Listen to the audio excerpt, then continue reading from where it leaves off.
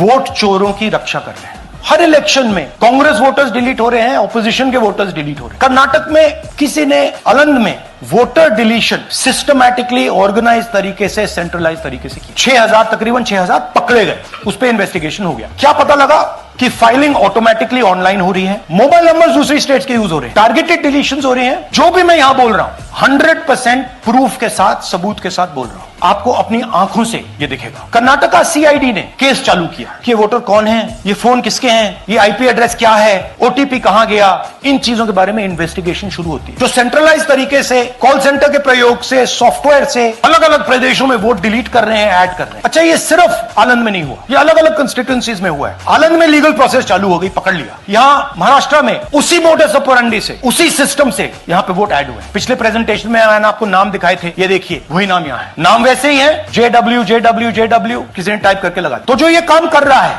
ये उत्तर प्रदेश में, हरियाणा में, बिहार में, कर्नाटक में, महाराष्ट्र में वही कर रहा है। तो हमारी डिमांड है, ज्ञानेश कुमार जी, आप अपना काम कीजिए। आपने ओथ लिया है, आप हिंदुस्तान के चीफ इलेक्शन कमिश्नर हैं। आपसे कर्नाटक की सीआईडी सबूत मांग रही है। आप कर्नाटक की सीआईडी को ये सबूत 1 सप्ताह के अंदर दे दीजिए, नहीं तो पूरा हिंदुस्तान के सारे युवा इस बात को एक्सेप्ट करेंगे कि आप वोट चोरों की आप मदद कर रहे हो।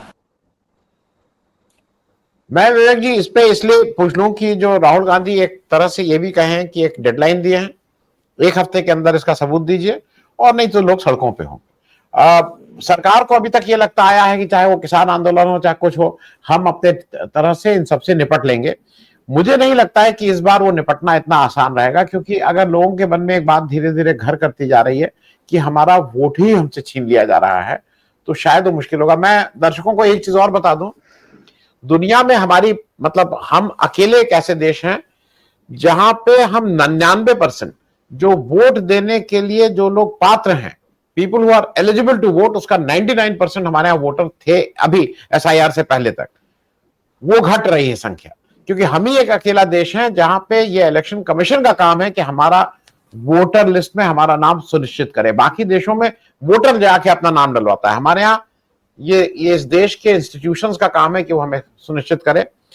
मैं विवेक जी, जो राहुल गांधी जिस हाइड्रोजन बम की बात कर रहे हैं, मुझे ऐसा लगता है कि उनके पास पुख्ता सबूत हैं और उसमें बड़े नाम, बड़ी चीजें आने वाली हैं, इसलिए वो बार बार उसको हाइड्रोजन बम को कह रहे हैं कि अभी और तैयारी हो जाए और तैयारी हो जाए। विवेक जी, इस पूरे उस पे आपका वो कि कैसे अब आगे रास्ता क्या है?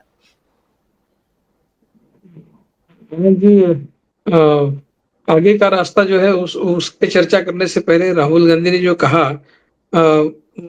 उस पर थोड़ी चर्चा उस पर हो जाएगी। उन्होंने जो भी सबूत वगैरह दी, जो भी फैक्ट्स उन्होंने सामने रखे हैं, पिछली बार भी रखे, अब की बार भी रखे हैं, और वो कई मायनों में बहुत संगीन तरह की जुर्म है अगर वो एक्चुअली हुए हैं, ग्राउंड पर किसी ने किए हैं। और जिस तरह से इलेक्शन कमीशन उसको नकार रहा है बिना किसी सबूत पेश किए कि भाई ऐसी ये क्यों नहीं हुआ है, हम आप साबित कर देते हैं, और इस तरह से साबित होता है कि जो राहुल गांधी कह रहे हैं वो नहीं हुआ है। वो राहुल गांधी को गलत साबित करने की कोई प्रक्रिया वो शुरू नहीं कर रहे हैं। वो सिर्फ ओरल ये कह रहे हैं कि सब झूठ है, और उल्टा उन्होंने राहुल गांधी को ही चैलेंज किया था। बिल्कुल उसी तर्ज पर राहुल गांधी ने आज ज्ञानेश कुमार जो है उनको चैलेंज किया है, क्योंकि ज्ञानेश कुमार ने भी कुछ इसी तरह की बात की थी जब उन्होंने प्रेस कॉन्फ्रेंस किया था कि भाई राहुल गांधी का नाम न लेते हुए कि वो अपनी बात को सिद्ध करें, और इस तरह का एक मतलब जिसको धमकी कहते हैं उस तरह की बात उन्होंने की थी। बिल्कुल उसी तरफ पर राहुल गांधी भी कह रहे हैं कि 7 दिन के अंदर ज्ञानेश कुमार जो है इसको एक्सप्लेन करे, या फिर देश के युवा ये समझ जाएंगे कि उनके साथ वोट चोरी हो रही है। अब वो आगे वाला जो सेंटेंस है नेक्स्ट कि भाई नहीं तो देश के युवा ये समझेंगे। अब ये तो नहीं है कि देश के युवाओं के ही वोट की चोरी हो रही है, वोट की चोरी तो सारे लोगों की हो रही है। लेकिन कहीं ना कहीं राहुल गांधी युवाओं को अपील करना चाहते हैं, लेकिन उन शब्दों से बच रहे हैं जो शब्द पकड़कर बीजेपी या फिर इलेक्शन कमीशन या इस देश की जो भी व्यवस्था है, जो इंस्टीट्यूशंस है, वो उनको घेरे में ले सकते हैं। क्योंकि जो कुछ भी हमारे इर्द गिर्द हो रहा है, हमारे आजू बाजू के देशों में हो रहा है, उसमें ज्यादातर उन सारी घटनाओं का संबंध जो है, वो जो बदलाव आए हैं उनका वहां के युवाओं के साथ में संबंध है। इसलिए राहुल गांधी जब शब्दों का उपयोग कर रहे थे इस बार, तो वो बहुत संभाल के कर रहे थे। कहते कि युवा ये समझे कि उनके वोट की चोरी हो रही है। वो ये नहीं कह रहे थे कि युवा सड़क पर आएंगे। हो सकता है कि युवाओं को अपील हो कहीं ना कहीं इस तरह का कि भाई ये हो रहा है और आपको इसका कॉग्निजेंस लेना है, लेकिन पूरे शब्दों में वो इसलिए नहीं कह रहे हैं ताकि बीजेपी या फिर देश की इंस्टीट्यूशन जो है मोदी सरकार उनको टारगेट न करे। लेकिन है तो अपील युवाओं को कहीं ना कहीं कि भाई आपको ये इस बात का कॉग्निजेंस लेके कुछ ना कुछ करना होगा। वो आगे ये भी कहते हैं कि मेरा काम देश का लोकतंत्र बचाना नहीं है। ये बहुत इंटरेस्टिंग है। ऐसा उन्होंने क्यों कहा मुझे पता नहीं। वो कह रहे हैं कि देश का लोकतंत्र बचाने का उसकी जो ज़िम्मेदारी है, वो इस देश के इंस्टीट्यूशंस की है। वो काम उनको करना है, वो नहीं कर रहे हैं इसलिए मैं कर रहा हूँ। ऐसा उन्होंने कहा। ये मुझे थोड़ा-सा अजीब लग रहा है कि देश का लोकतंत्र बचाने की ज़िम्मेदारी लीडर ऑफ अपोजिशन की या फिर उनकी क्यों नहीं है? वो क्यों ऐसा कह रहे हैं? क्या कहीं वो देश पे कोई उठाव हो जाए तो उसके लिए उनको ज़िम्मेदार ना पकड़ा जाए? क्या इस तरह की कुछ कुछ सोच के साथ राहुल गांधी ये कह रहे हैं मुझे पता नहीं। लेकिन ये उनका जो वाक्य है थोड़ा-सा समझने के लिए मुश्किल है। लेकिन उसके पीछे कुछ योजना तो है। वो क्यों ऐसा कह रहे हैं कि लोकतंत्र बचाने की मेरी ज़िम्मेदारी नहीं है? ऐसा वो क्यों कह रहे हैं? ये समझना बहुत ज़रूरी है। उसको कांग्रेस ने एक्सप्लेन भी करना चाहिए, क्योंकि इसको फेस वैल्यू पर नहीं लिया जा सकता। तो ये जहाँ तक राहुल गांधी का प्रेस कॉन्फ्रेंस है, उसके बारे में मुझे जो कहना था वो ये था। लेकिन आगे क्या होने वाला है? आगे क्या होगा? बिल्कुल प्रेडिक्टेबल है कि आगे इसका कोई कॉग्निजेंस नहीं लिया जाएगा। बिहार में क्या हो रहा है? बिहार में इतना सब विरोध होने के बावजूद और वो सारे इतना गड़बड़ियाँ स्पष्ट रूप से सामने आने के बावजूद भी इलेक्शन कमीशन क्या कर रहा है? कुछ नहीं कर रहा है। वो कुछ नहीं करेगा, क्योंकि अगर कुछ करना होता, कुछ सुधार करने होते तो पहले तो वो ये करते ही नहीं। एसआईआर करा ही इसलिए जा रहा है कि उसमें कुछ गड़बड़ियाँ हो। इस तरह का अभी निष्कर्ष निकाला जा सकता है। वरना अगर इसमें एसआईआर में जो भी गड़बड़ियाँ सामने लाई जा रही है, आपके कॉग्निजेंस में लाई जा रही है, आप उसका कुछ निराकरण करते, आप उसको सुधारने की कोशिश करते। क्या किया है? इतने दिनों में जो बिहार में जो गड़बड़ियाँ सामने लाई गई है, बताई गई है उनको, उसका उन्होंने क्या निराकरण किया है? उसको कितना सुधार किया है? कुछ नहीं कर रहे हो।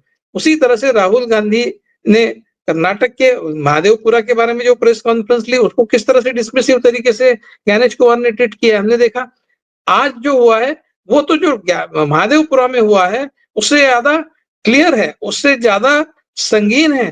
क्योंकि अगर कहीं बाहर राज्य से, दूसरे राज्य से किसी और राज्य के वोटर लिस्ट को मैनिपुलेट किया जा रहा है, उसके आईपी एड्रेसेस कहीं बाहर है और तहकीकात में ये सारे तथ्य सामने आए हैं, एस्टेब्लिश हुए हैं, फिर तो बिल्कुल दायित्व बनता ही है इलेक्शन कमीशन का कि वो इसका कॉग्निजेंस लेके तुरंत कुछ करे। लेकिन इलेक्शन कमीशन का आज जो स्टेटमेंट उसके ऊपर आया है, वो भी उसी तरह से डिसमिसिव है जिस तरह से ज्ञानेश कुमार के प्रेस कॉन्फ्रेंस में उन्होंने कहा था। तो वो इसलिए है क्योंकि उनको शायद पता है, इलेक्शन कमीशन को पता है क्या हो रहा है। और अगर वो ईमानदारी से ये बात सामने रखे तो वो खुद ही एक्सपोज हो जाएंगे। वो तो पूरा जो दारोमदार है, उसकी जो जिम्मेदारी है वो उनके ऊपर है और अल्टीमेटली कल्पेबल वो है। तो वो अपने आप को बचाने की ही कोशिश करेंगे, ये स्पष्ट है। वो कहीं से भी वो इसकी तहकीकात करके वो तथ्य सामने लाएंगे और कहेंगे कि हाँ हाँ, धन्यवाद राहुल गांधी जी, आपने बहुत बड़ा काम किया। ऐसा तो नहीं होगा। तो मुझे इलेक्शन कमीशन से कोई वो ज्यादा उम्मीद नहीं है, कुछ नहीं होगा। और जहां तक सुप्रीम कोर्ट का सवाल है, सुप्रीम कोर्ट से तो कोई अपेक्षा नहीं की जा सकती। जिस तरह से वंतारा का निर्णय आया है सुप्रीम कोर्ट का, वो बहुत आश्चर्यजनक, खेदजनक भी है। भी आप एक कमेटी एस्टेब्लिश करते हैं और सुओ मोटो कॉग्निजेंस लेते हैं अंबानी के केस का। वहीं से थोड़ा-सा डाउट मेरे मन में आया था कि भई सुओ मोटो भई एनवायरनमेंट के कंसर्न्स इतनी जगह है, सरिस्का से लेके हर जगह है। केन बेटवा रिवर लिंकिंग तक हर जगह उत्तराखंड में जो 4 धाम के, आपने सुओ मोटो कॉग्निजेंस किसी चीज़ का नहीं लिया। वंतारा का आपने सुओ मोटो कॉग्निजेंस लिया, इसलिए मैं उसको रेट्रोस्पेक्टिवली देखता हूँ।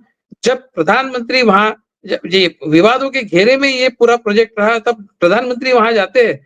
किसी भी प्रधानमंत्री को ये नहीं करना चाहिए। ठीक है, प्रधानमंत्री का अपना मत होगा कि इसमें कुछ गलत नहीं हुआ है, लेकिन अगर इस तरह की रिपोर्ट्स इंटरनेशनल मीडिया में भी आया है, हमारे मीडिया में भी आया है और उसमें पॉइंट आउट किया गया है कहाँ-कहाँ गड़बड़ियाँ हुई है। तो आप प्रधानमंत्री आप नहीं जा सकते वहाँ, आपने नहीं जाना चाहिए जब तक ये क्लियर ना हो जाए कि वहाँ कुछ गड़बड़ी हुई या नहीं है।